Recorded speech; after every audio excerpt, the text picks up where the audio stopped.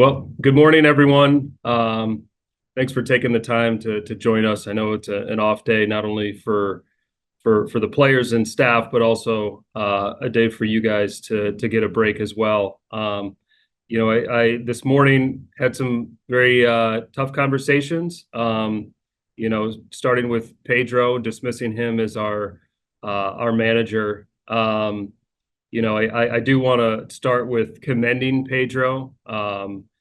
He's I want to commend him for his professionalism, for his care, for his passion for this game and for the White Sox and how much he put into this. He is a friend of mine. He was a supporter, which certainly made this decision that much more difficult because of the amount of respect that I have for him. Now, getting to the decision to move on from Pedro, there were a myriad of factors that went into it. You look at the 2023 season, the 2024 season, winning projections, win-loss projections, and how dramatically below we were in the win column. Obviously, there's a long list of reasons that go into shortcomings. You look at a roster, you look at a chemistry of a team, just the makeup of a clubhouse, a 40-man roster. It is much deeper than simply a manager's decisions. With that being said, there was underperformance, and it's now our job to turn the page and move forward and create an environment for the players that we currently have on this roster and for the younger players that are going to be breaking into the big leagues here shortly, and finish this season with more positives than we've had so far. We're determined to do that. With these changes is an opportunity to get this organization, back on track. So although a hard day, because they're because of the caring individuals that were let go, it's also a step in a new direction. Getting this season to the finish line in a more positive manner. This allows us to get more of a head start on the managerial search. We are focused on candidates that are currently with other organizations and in uniform. So that search will begin now. And in the meantime, we will have Grady Sizemore as our interim manager. We will have Justin Jerschley come up from our AAA Charlotte team and coach third base and handle the infield duties. We have Doug Sisson that will be a co-bench coach, and next to him will be a co-bench coach in Drew Butera. And we will have Mike Gellinger fill in for Mike Tozar to assist on the hitting front. These are individuals that represent what the White Sox are all about. They care for the game. They're deeply respected by the players, and they are about the right things on the field. They know what right looks like. The Doug Sisson and Drew Butera are going to help Grady along with the rest of the staff, along with myself. But we are very confident that the environment will be advantageous for our players to show up each day and finish as strong as they can, so we can go into the off season feeling like we've built some momentum for next year. All right, if you have any questions for Chris, please raise your hand. We've got a number already raised, so we'll go with the questions. Let's start with Lamont Pope.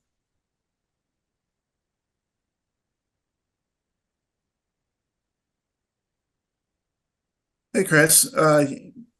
With just ultimately, as far as with Pedro, the progress what progress did you see from year one to year two, and how did that ultimately play a role in making this decision today? Well, there's I've talked about it in the past. There's a lot of different ways to evaluate a manager and a coaching staff. I think in this case, year one to year two, I was named general manager in September, the beginning of September of last year. I spent time with the major league team for the last several weeks.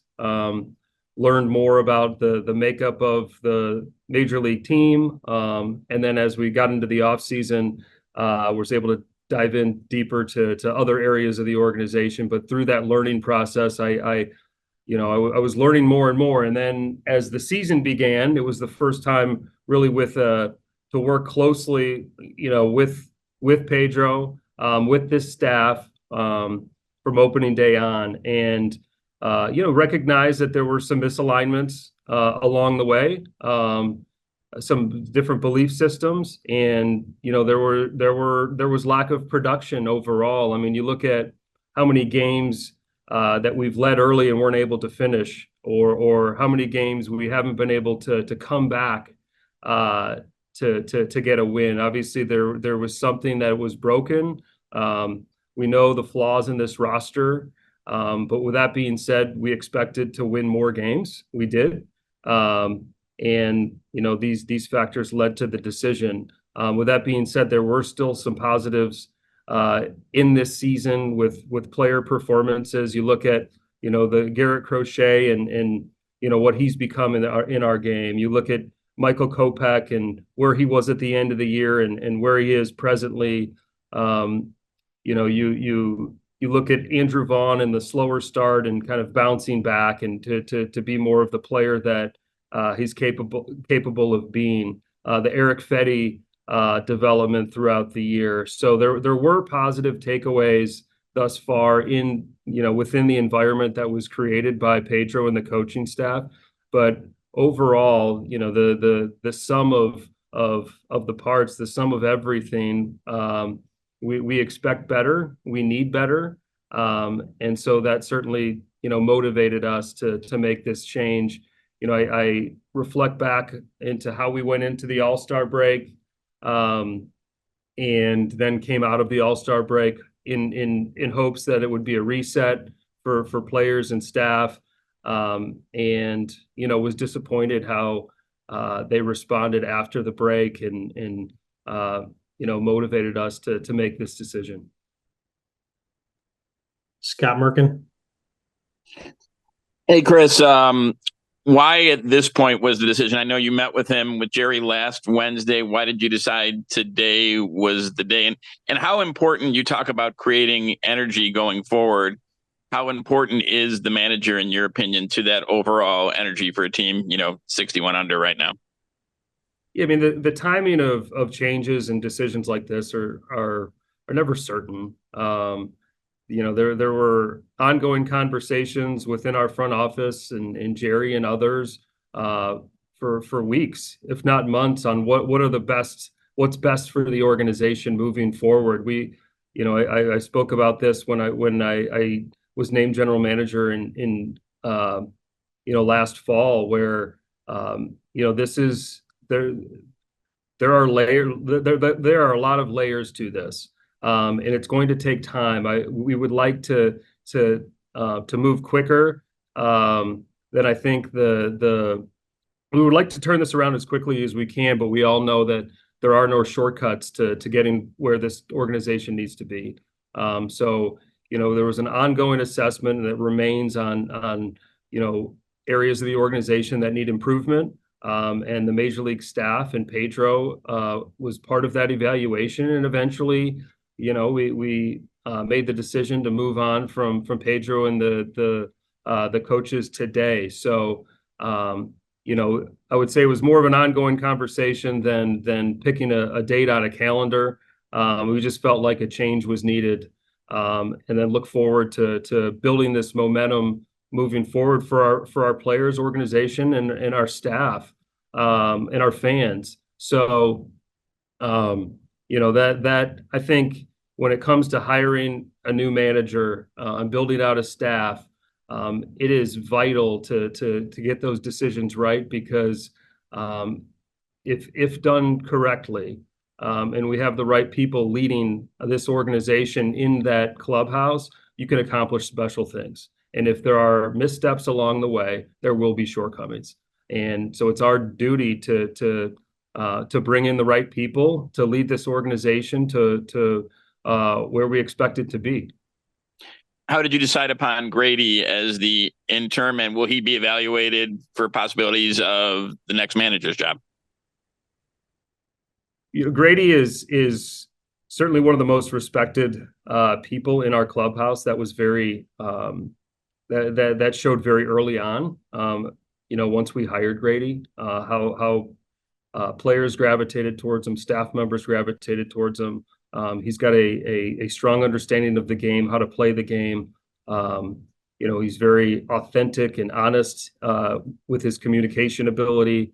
And so, we felt that Grady would be, the right fit for getting us to the end of September and building this environment that's more, more effective for our players, and to bring up some of our player development staff that are familiar with some of our players and understand, each player and the journey that they've been on to become this major league player, and now to take steps to be more impactful at the major league level. So very much a team approach in terms of the coaching. Grady is a very strong, steady voice that we look forward to having, as the manager to finish off this season. We do plan on targeting individuals for the manager position that are in other organizations, but yet in uniform. So the expectation is to hire someone outside of the White Sox. Vinny Duber. Chris, you talk about the conversations about the timing of this decision going on for weeks, if not months. Why did it maybe take this long to arrive at this conclusion? It seems so from the outside that the team has been underperforming and maybe even failing to meet your own expectations throughout much of this season. Why this late in the season as opposed to earlier? Well, we knew this season was going to have its struggles, based on the roster that we have. And so, when you make a change, you want to be very certain that it's going to be effective. And, there are a lot of different factors, in why a team is underperforming. It could be health related. It could be lack of motivation. It could be just a flawed roster in the sense that other teams are better. So, it takes a really thorough process to make decisions like these. A major league roster is a reflection of, upwards to 5 years of work. So when you've got a manager that's just in year 2, you want to make sure that, you're making the right decision. And as time went on and we were learning more about what the needs are of this organization and where the direction we want to head, it became clearer and clearer that it was time for a change.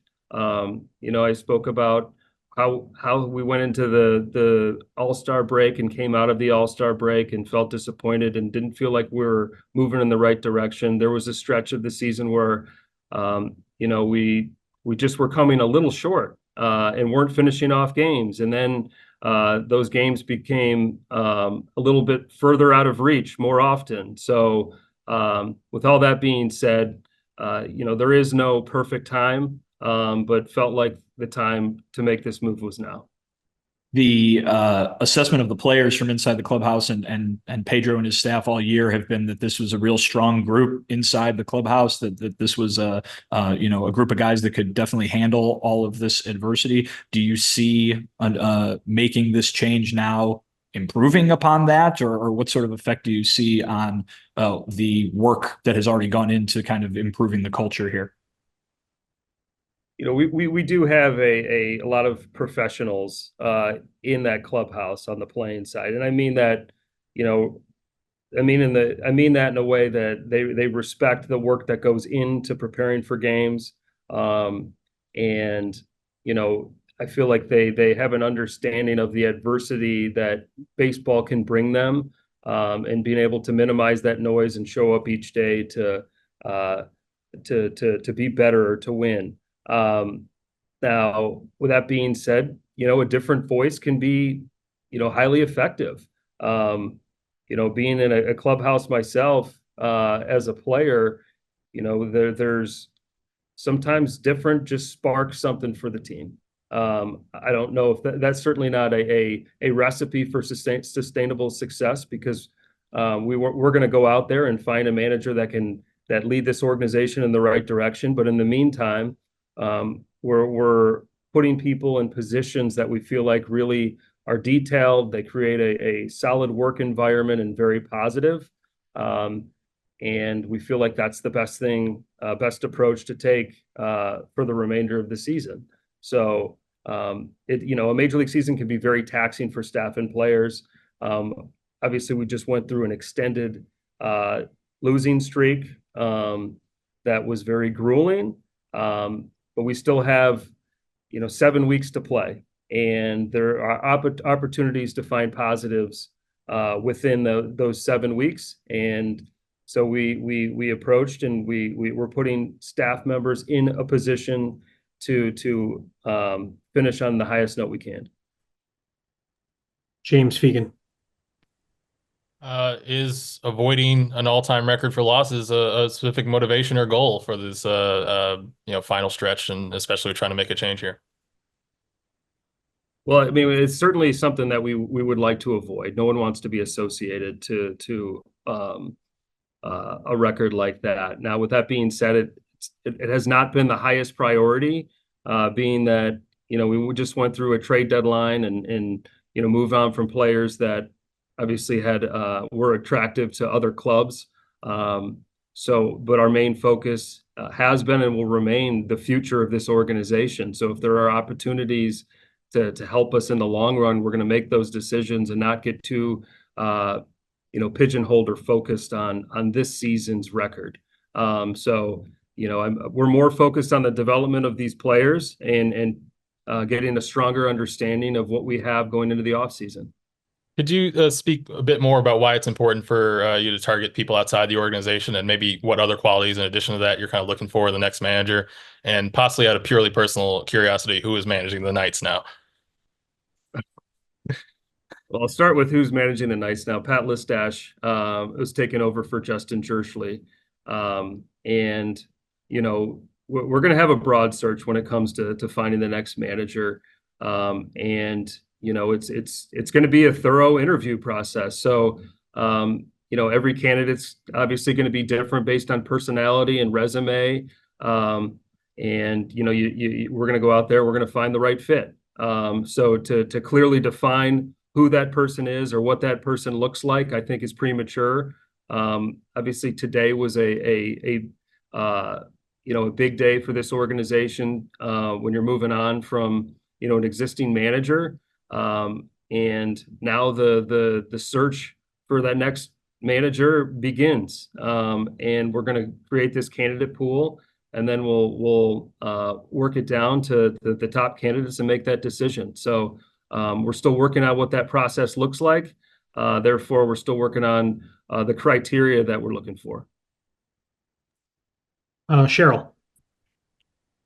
Chris, when you are talking about looking for a new manager, are you resistant to having a first-time major league manager? Open-minded. You know, I think experience can be valuable. You know, but I certainly, you look at the resumes of some of the managers that have been very effective in that roles. You know, you don't have to look too far to the Cleveland Guardians with their first year manager and his background. So I think it really comes down to the individual. You know, although they might be green on their resume, it might be a brilliant mind and can be an effective leader and can be molded quickly. And then you've got others that, you know, have perhaps a longer history of success at the major league level, and walk into a room and have instant credibility. And that could be a great fit for us as well. So, I still think it's a wide range of possibilities on who's going to be our next manager. But we certainly are open-minded because we need to understand where our game is, and where it's headed. So, we need someone that does have adaptability, does have the right confidence to be able to navigate a major league season and a major league clubhouse.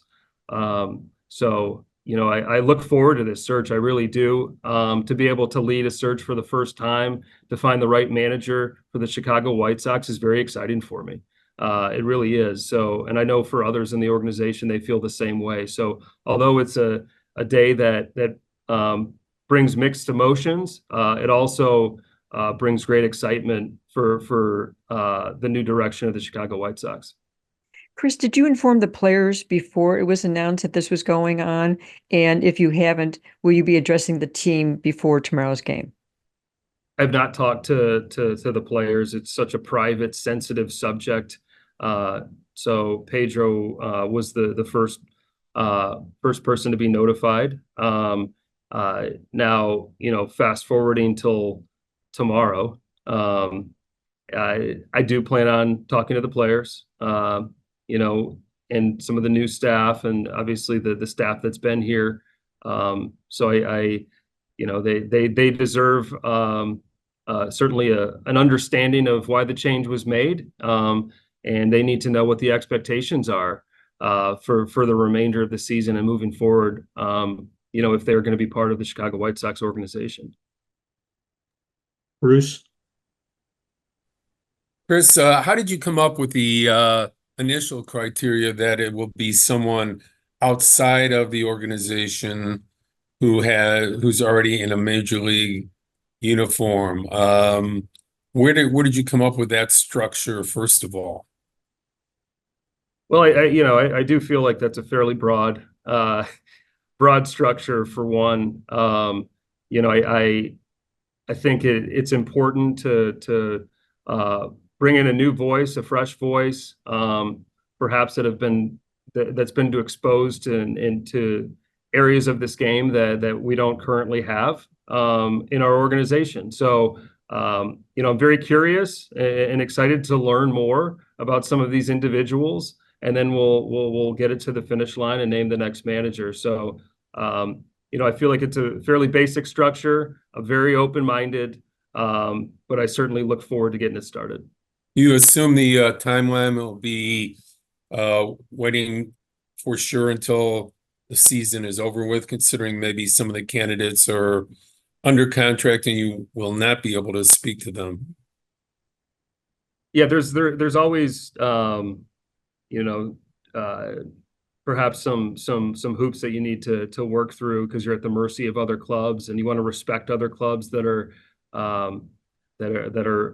looking to finish strongly, make the playoffs, whatever it is. So, and we also don't want to rush into this, and I talk about not taking any shortcuts, in our decision making. So we want to be as thorough as possible and make sure that we find the right person to lead this organization. I don't feel like, the doing it now gives us a head start in getting organized, start having conversations with people inside and outside the organization to figure out what is the best fit for us. So I certainly anticipate naming the new manager after the conclusion of the season. The last question from me is, do you concern yourself with this creating some anxiety within the realm of your coaches and your organization's coaches, because you've already stated it won't be someone from within? I think naturally there's there's the human element of what uncertainty brings people, and the anxiety that can be presented because of that. But I need to be honest. I want to be direct. I think with the status of our major league club, most people understand the approach. But the best that I can do is be upfront and answer any questions that they may have, and just be available. And that's the type of leader I try to be.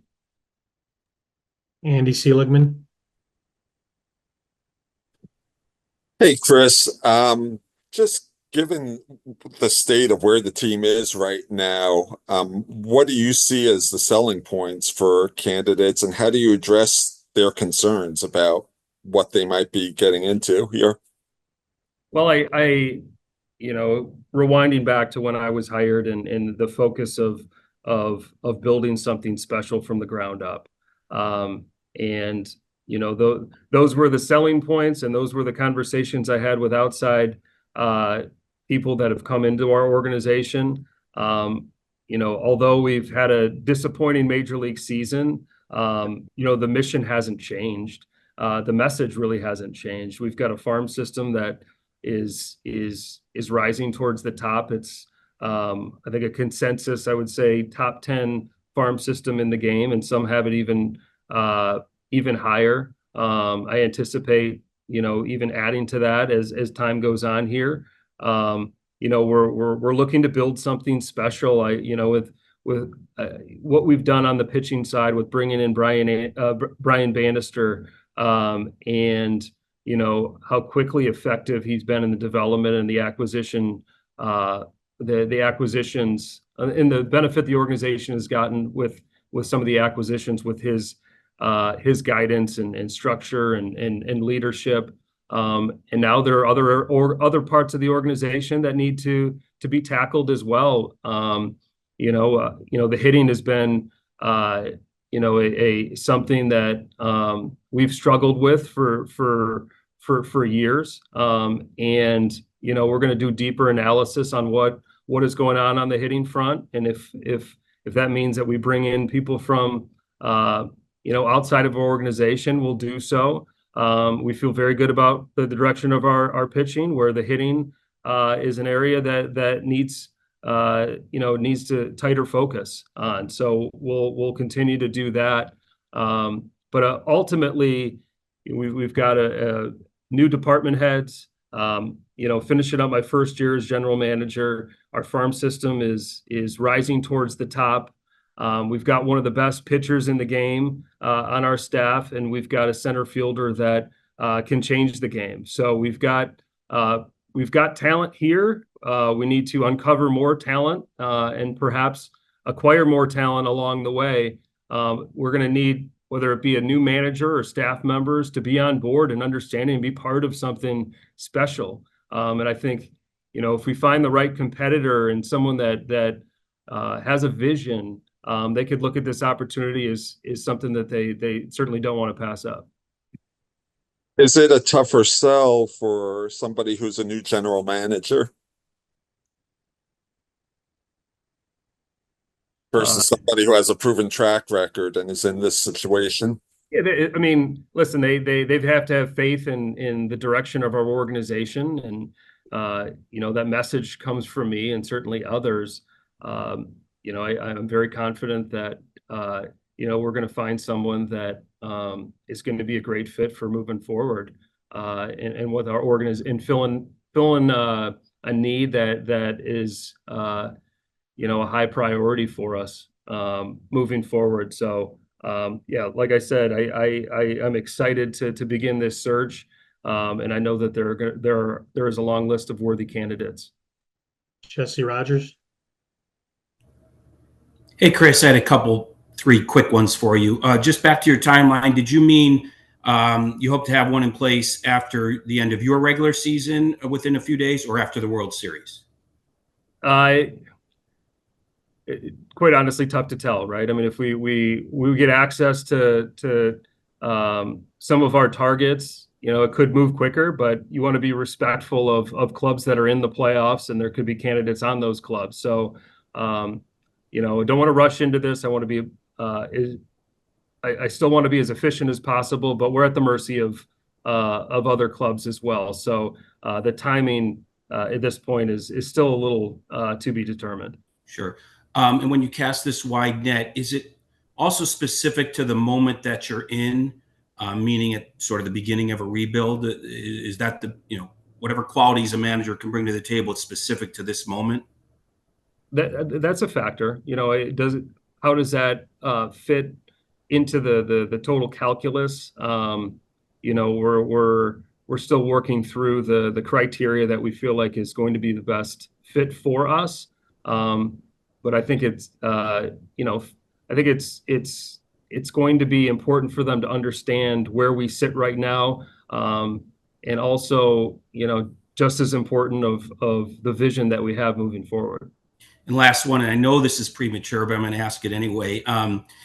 To get the right guy, considering where you are in your cycle, would you be willing to offer a 5-year contract?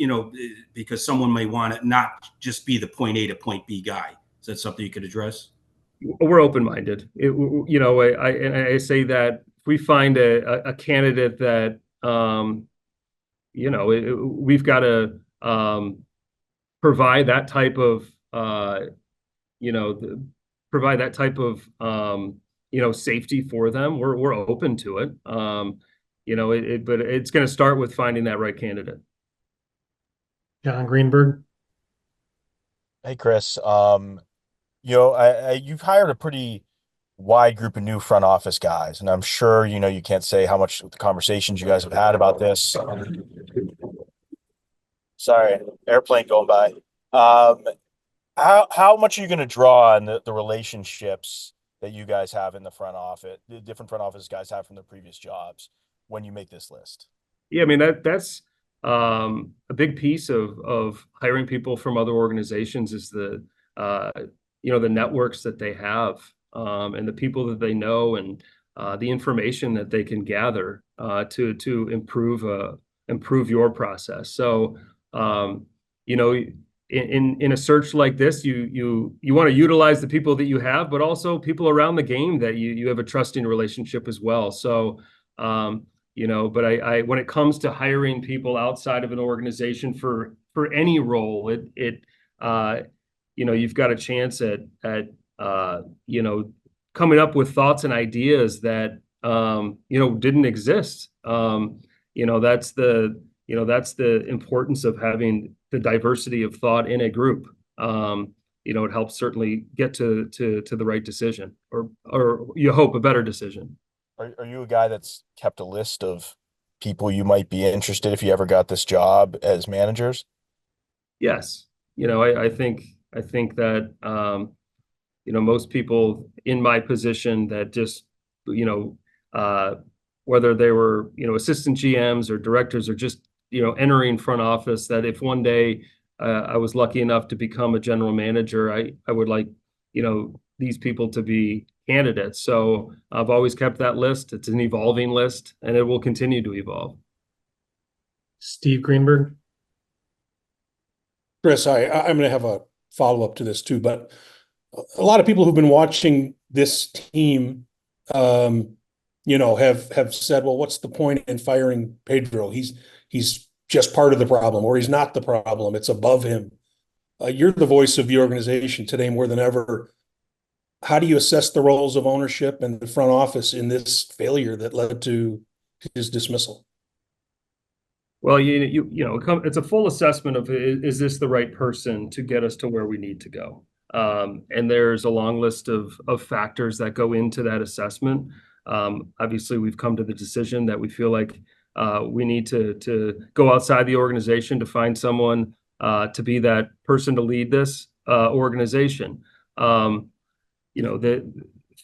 it be fans or just most baseball people in general, there's so much focus on your major league club, right? And now your major league club is a reflection of years of work, and there are holes on our major league roster and 40-man roster and within the organization still that need to be improved. So I realize that the skepticism and criticism will not stop until it shows up on our win and loss record at the major league level, and that's understandable. I think anyone that's been around the game can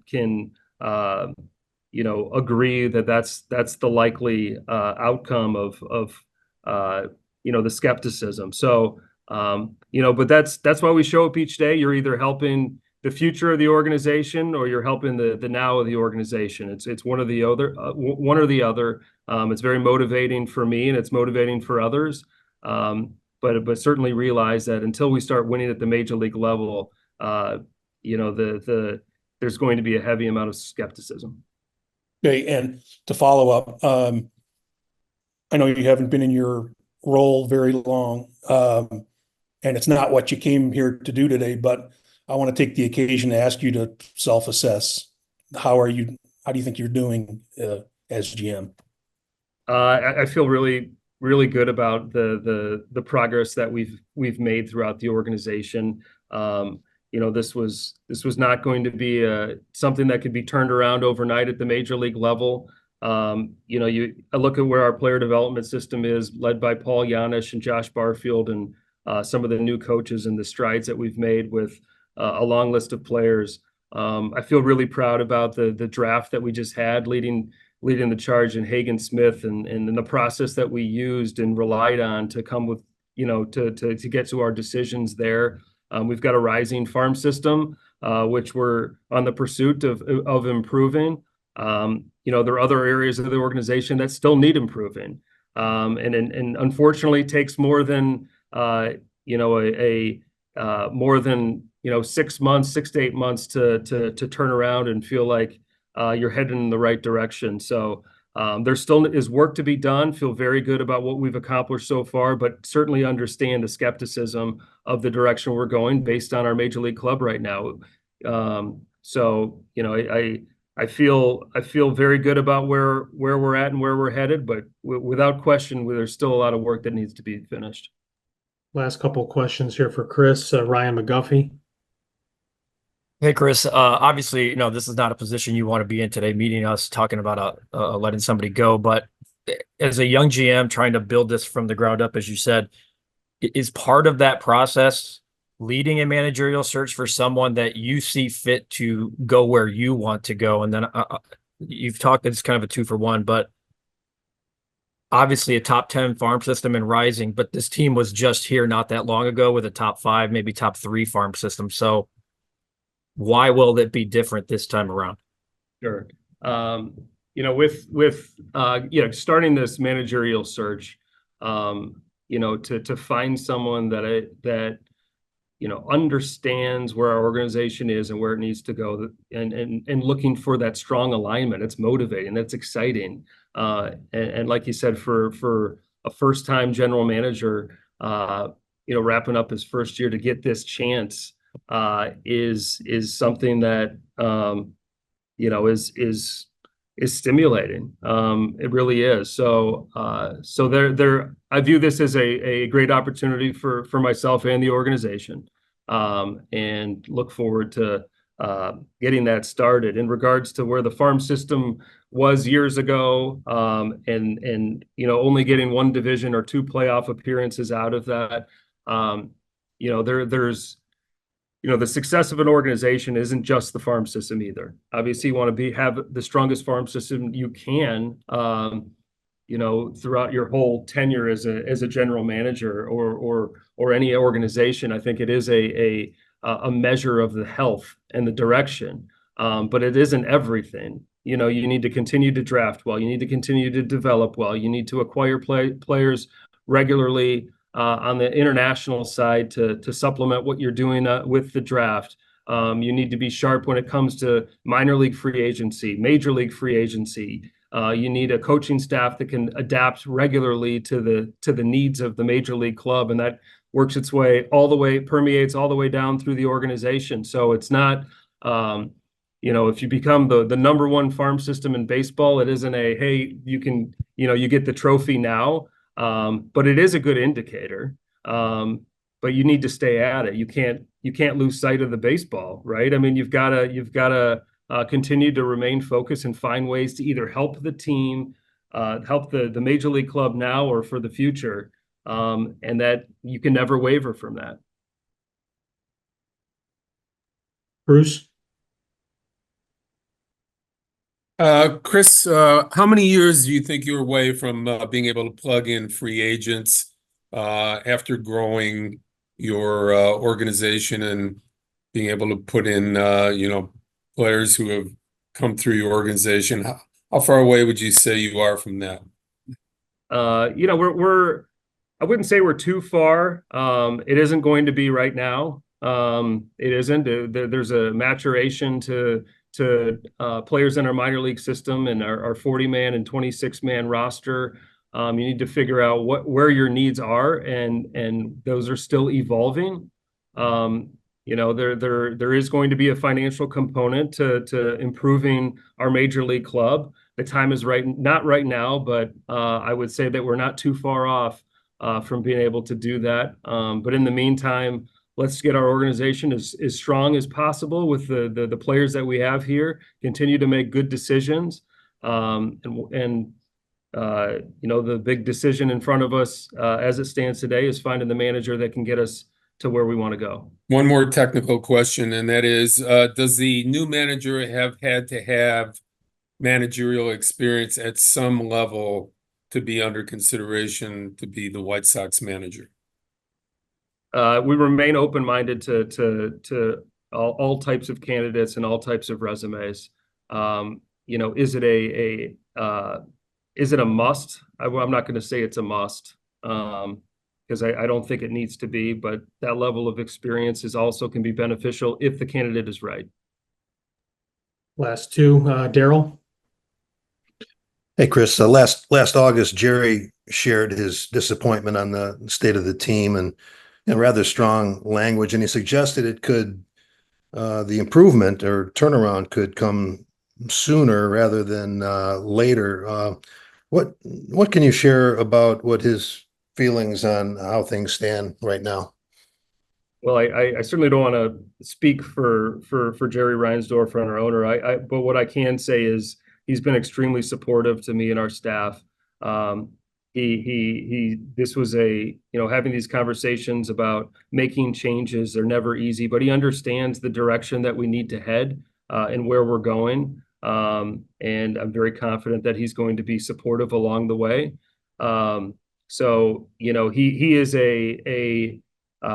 is someone that watches games closely, is a fan of the game, and certainly someone that wants the White Sox to go out there and compete and win every night. So it is hard for when we're coming up short. But with that being said, he understands where we are, and he understands the plans that we have to get us to where we need to go, and feel like we're really accomplishing something special for our fans. James. Would you want the new manager to pick their own staff, or are there people on the coaching staff you already have a mind towards retaining? Probably premature to give you an accurate answer.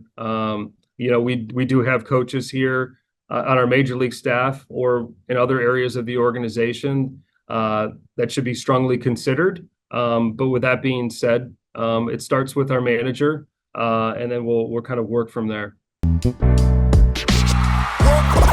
We all silly like the mayor.